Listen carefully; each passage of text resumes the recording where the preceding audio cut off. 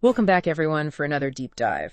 This time, we're going to be doing something a little bit different. We're going to be taking a look at a YouTube rap video. Interesting. And looking at the lyrical themes that are kind of hidden beneath the surface. Okay. You might be thinking a rap video, really. Right. But trust me on this one. Okay. This is OG Confessions by CHYLO the Drifter and DEMIGOD Mingo.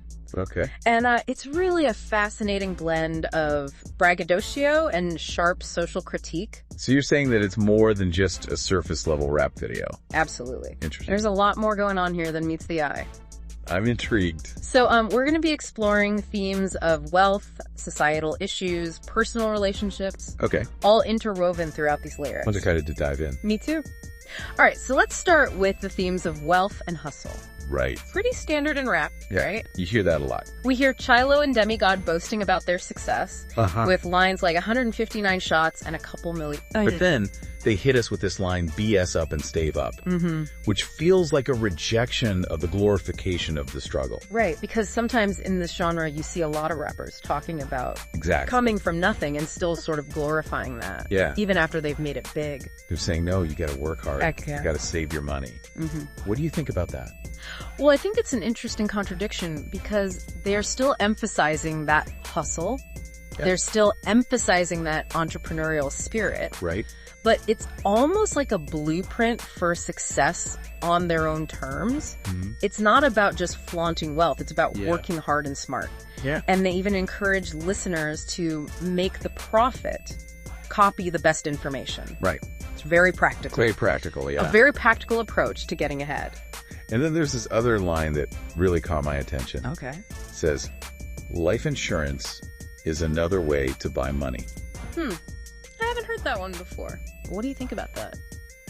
Well, I think it's interesting because it shows a different mindset about financial security. Yeah. Especially within the context of rap music. It suggests that there's maybe a distrust of traditional systems. Right. Perhaps even a sense that they need to create their own safety net. Yeah. And I think that could also reflect a broader cultural trend, particularly among younger generations who might be disillusioned with conventional institutions. I think you're right. Yeah. And that distrust of institutions becomes even more apparent when they shift into social commentary. Okay. Which is another theme that we see in this video. They're clearly critical of the system. Yeah. Calling out the corrupt school system. Right. And economic and cultural treason. That's a powerful statement. It is, and it's not just vague dissatisfaction either. They get very specific. Yeah. They even mention politicians so trapped. Interesting. Which suggests a very deep-seated cynicism towards those in power. Yeah. And you know what I think is interesting about that is that it's not just abstract ideas. Yeah. These criticisms that they're making, they seem to be rooted in their personal experience. Absolutely. You know, you hear lines like, they can ask me or project no for no charge. Yeah. And cops mismelling with foreigner-owned tea shops. You even feel safe at the bus stop. What?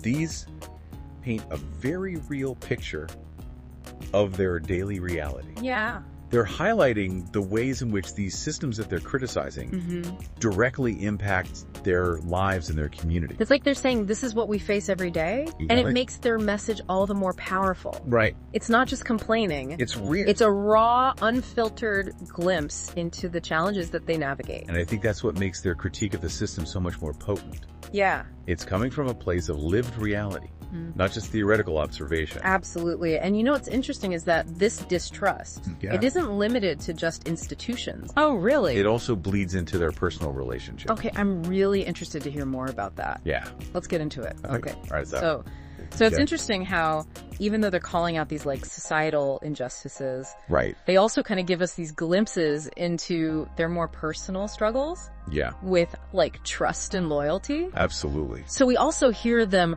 wrestle with the complexities of love, expressing like this yearning for connection. Yes. But at the same time, acknowledging the potential for betrayal. Absolutely. And you know, on the one hand, we have these like really romantic images. Like wanting to give someone a wedding dress, enjoying oysters and bobbly on the moonlight. Okay, so they're painting this like beautiful, almost idyllic picture. Right. So these lines I think are really interesting because they reveal a softer side to them. Yeah. Like, there's this yearning for genuine intimacy. Yes. But then on the other hand... Right.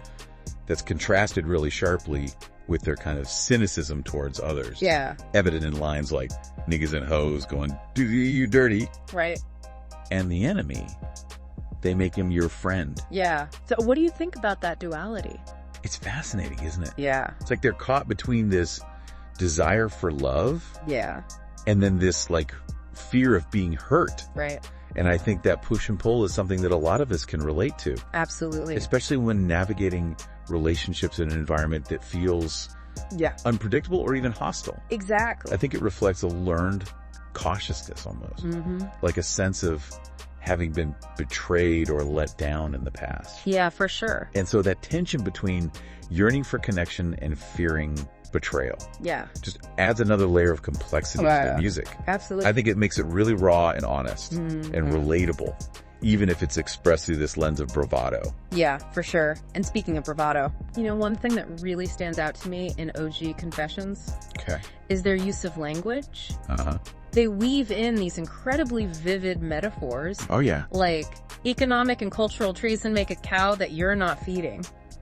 Wow, that's a really interesting one. Yeah. What do you think that means? I don't know. I was hoping you could tell me. Well, you know, I think about, you know, these metaphors that they use, while they might seem abstract, they really offer this powerful commentary on their experiences in the world around them. Yeah. So, for example, this cow that you're not feeding. Right. This could symbolize like a neglected community. Okay, yeah. Or like a system that's starved of resources. Yeah, it's like they're taking familiar concepts and just like twisting them and forcing us to look at them in a new way. Absolutely. And they even have this line finger TS to eat. Now that one sounds a little strange. Yeah, it's like, what does that even mean? But even though it sounds a little strange on the surface. Right. I think it speaks to their resourcefulness. Okay. Like their ability to find sustenance and opportunity in these unexpected places. Interesting. Yeah. It challenges us to think about how we define success. Yeah. And where we find nourishment. Not just literally, but also metaphorically. It's a very powerful message. Yes. Especially for those who feel like they've been marginalized or overlooked by society. Absolutely. You know, they're saying we can create our own opportunities. Right. Even when the system fails us. Exactly. And I think that's a really central theme to their message. Yeah. Is this idea of empowerment. Yeah. It's not just about pointing out the flaws. Right. It's about encouraging people to take action. Yes. To change their circumstances. Absolutely. And they even specifically say, change the people you around, or change the people you around us. Yeah, they're calling for change. Yeah, like a call to create positive change within your own circles. Yeah, I like that. Yeah, and it's a reminder that we have agency. Yeah. Even when we're faced with these systemic barriers, they're saying, don't just accept the status quo. Yeah. Challenge it, disrupt it, and try to build something better. Oh, I love that. And that call to action is even further emphasized. Okay. When they talk about revolutionizing the name B2C stroke CV. Okay. Now, they're not just talking about business transactions here. Right. They're talking about transforming the mundane into something meaningful, something creative. It's like they're taking this language of commerce and applying it to personal growth. Right. And saying that we can all be entrepreneurs of our own lives. Absolutely. Shaping our own destinies and defying limitations. I love that. Yeah.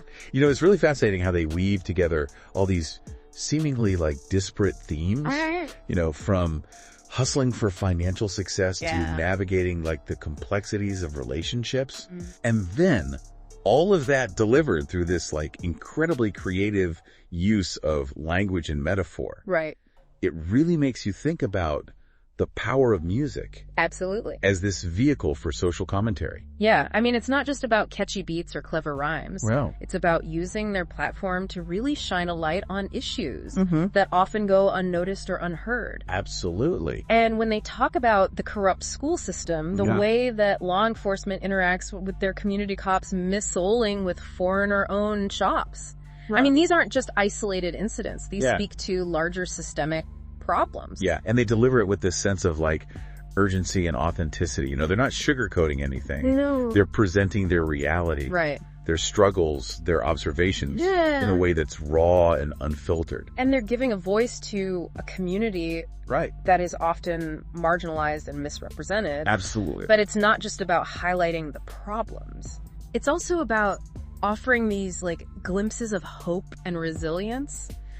Remember that line, Friday we supposed to P.S. Ply, I'm up early catching catches of the birdie.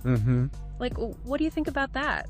Well, I think it speaks to their determination. Yeah. The refusal to be held back by their circumstances. Absolutely. You know, it's a testament to their work ethic and their belief in themselves. Yeah. They're not waiting for handouts. They're going after what they want. Yeah. Catching catches despite the odds stacked against them. I love that. Yeah. And that message of empowerment is so powerful. It is. Especially for young people who might be facing similar challenges. Absolutely. It's like a reminder that we have the power to shape our own destinies. Yes. Even when the system seems rigged against us. We can be the evolution of a taboo. That's right. Challenging norms. Yeah. Creating new pathways to success. And that's what makes this deep dive so rewarding.